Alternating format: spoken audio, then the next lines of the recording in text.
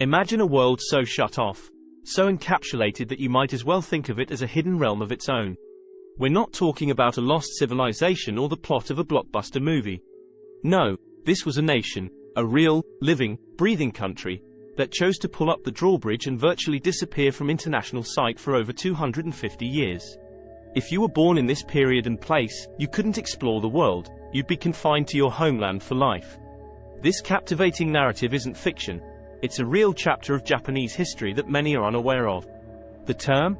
Sakoku, or as it can be translated, chained country. In this enigmatic and little understood phase, Japan sealed itself off, almost as if encasing itself in a glass dome. Imagine existing in an era where departing your homeland was a crime punishable by death. Imagine living in a society so focused inward that the outside world became a kind of myth, a tale told but never experienced. What led Japan to take this dramatic step? How did this isolation impact the nation and its people? And what led to the eventual end of this intriguing period? Today, we're diving deep into Sakoku, Japan's era of self-imposed isolation, and untangling the web of events, politics, and cultural shifts that made it happen. Fasten your seatbelts, you're in for a riveting journey through time. When you think about isolation, what's the first thing that comes to mind? For many of us, it's a sense of solitude, perhaps loneliness, a disconnection from the community, or even the world at large. However, in the context of an entire nation like Japan, isolation took on an entirely different meaning. This wasn't a spur-of-the-moment decision or an outcome of some international catastrophe. No, Sakoku was a calculated, deeply deliberative move fueled by an intricate cocktail of socio-political factors, internal dynamics, and the ever-looming shadow of external influences. Firstly, we need to travel back to the Warring States period, an era rife with internal strife and constant military conflicts among Japanese feudal lords. Imagine, for a moment, you're a daimyo, a feudal lord, vying for control over strategic land, resources, and power. This tumultuous period was like a pressure cooker that set the stage for Sakoku. After decades of conflict, Tokugawa Ieyasu triumphed in the Battle of Sekigahara, leading to the establishment of the Tokugawa shogunate, a feudal military government. But the new shogunate inherited a country deeply scarred by incessant warfare. Then there was the arrival of the Portuguese in the mid-16th century. With them, they brought not just exotic goods like firearms and new foodstuffs but also Christianity. Japan had never faced such a direct ideological challenge before.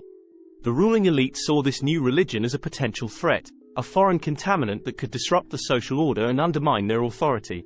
Additionally, the Spaniards' colonization of the Philippines served as a cautionary tale. What if the Christian powers decided to do the same to Japan? But it wasn't just about Christianity. Japan had its eyes on the European powers and their imperial agendas. The early 17th century was a period when empires like the Dutch, the Portuguese, and the Spanish were extending their influence across the globe. What made Japan so sure they wouldn't be next? The Japanese rulers might have thought, better safe than sorry, and that's precisely the mindset that led to Sakoku. Japan bolted its doors and shut its windows, determined to preserve its culture, its social systems, and its very way of life from foreign encroachment. Understanding the policy of Sakoku is like peeling an onion. It has multiple layers, each contributing to the broader picture of why Japan took this significant turn inward. It wasn't just about religious fears or political concerns.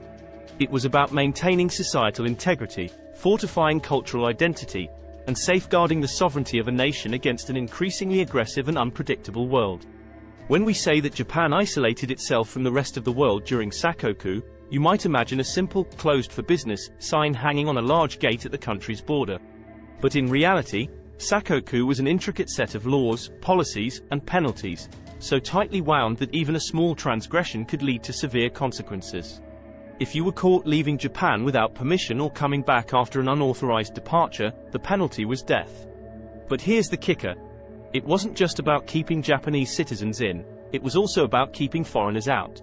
Foreign ships were restricted from entering Japanese waters, and trade became tightly regulated. The Dutch and the Chinese were among the few permitted to trade with Japan, but even they had to follow stringent rules. The Dutch, for example, were confined to Dejima, a small, man-made island in the port of Nagasaki.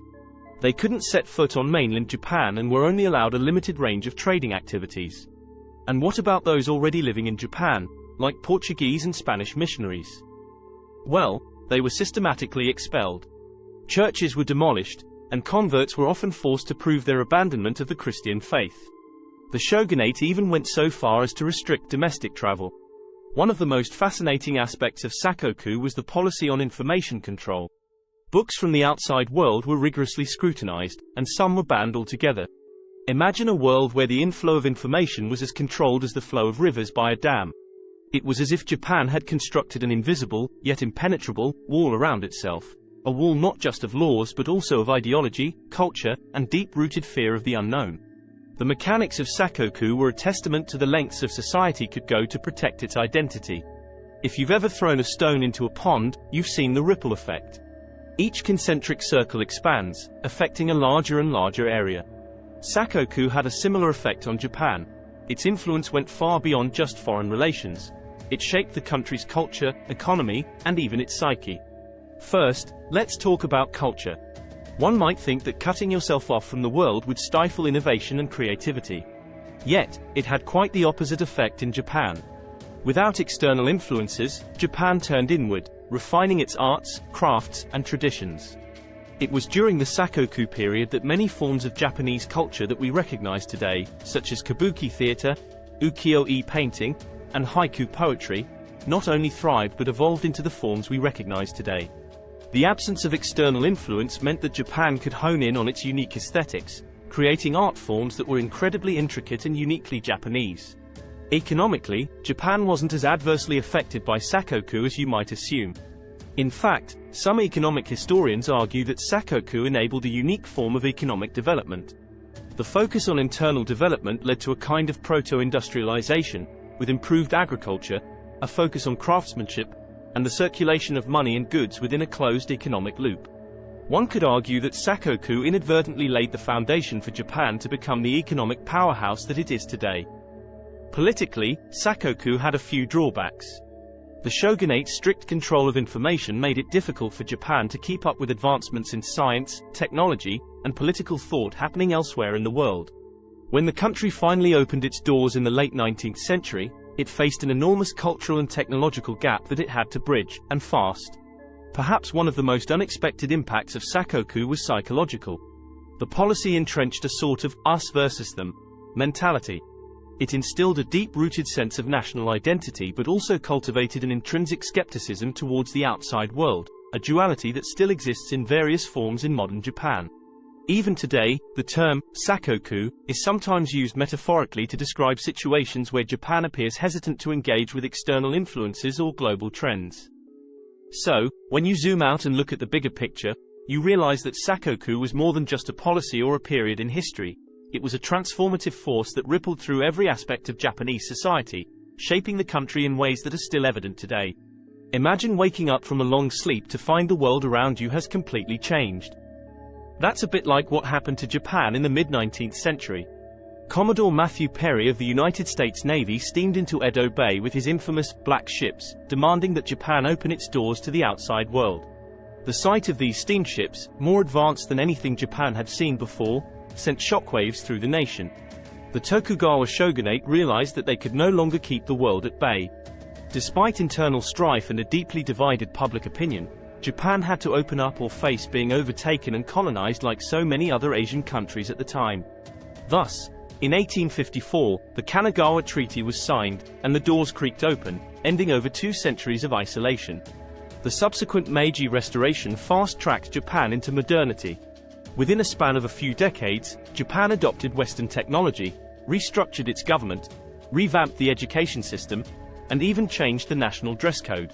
From being a nation skeptical of the outside world, Japan became an imperial power, engaging in wars and colonial expansion. But the echoes of Sakoku still reverberate in today's Japan. Modern Japan may be a hub of technological advancement and global business, but there remains a distinct preference for the Japanese way of doing things. Whether it's in corporate culture or societal norms, the influence of those secluded years lingers. Today, Japan balances a unique tightrope. On one side, a country deeply rooted in tradition, and on the other, a nation at the cutting edge of the future. This dichotomy is the modern echo of Sakoku, a policy that once isolated Japan but ultimately helped shape its unique identity on the global stage.